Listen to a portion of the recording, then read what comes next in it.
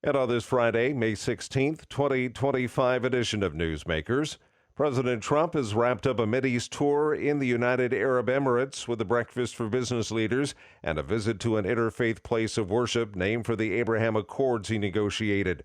Trump departed Abu Dhabi after a visit to the Abrahamic Family House.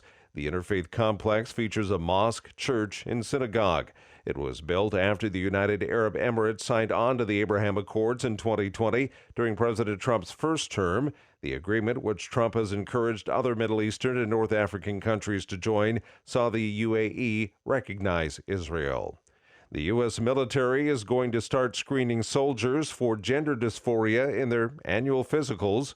Jennifer King reports. A new order directs U.S. military commanders to identify troops who are transgender or have gender dysphoria, then send them to get medical checks in order to force them out of the service. A new question about gender dysphoria is being added to that medical assessment. That's according to a senior defense official, laying out the new process of Donald Trump's directive to remove transgender service members from the military. Another official says the DoD has scrapped, for now, plans to go through health records. Instead, those who do not voluntarily come forward could be outed by commanders or others aware of their medical status. Active duty troops are being offered roughly double the amount of separation pay to voluntarily identify themselves, with a deadline of June 6th. Earlier this month, Pentagon spokesman Sean Parnell said about 1,000 troops had already come forward. I'm Jennifer King.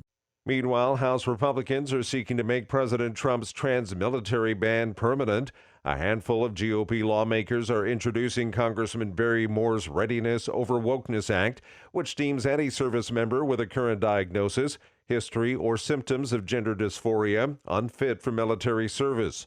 Moore accused former President Biden of allowing people identifying as transgender to serve to appease the leftist activist and said their participation threatens the military strength and readiness. The Alabama lawmaker and former member of the state National Guard said that his office has been in contact with the White House on the measure. Pope Leo XIV has affirmed core Catholic teaching on marriage and the unborn in his first meeting with the ambassadors accredited to the Holy See. He said today the family is founded on the stable union between a man and a woman, and that the unborn and elderly enjoy dignity as God's creatures. Leo also called for reviving multilateral diplomacy and promoting dialogue between religions in the search for peace. The encounter with the Vatican Diplomatic Corps is one of the protocol requirements after a conclave, allowing a new pope to greet representatives of world governments ahead of his formal installation mass this Sunday.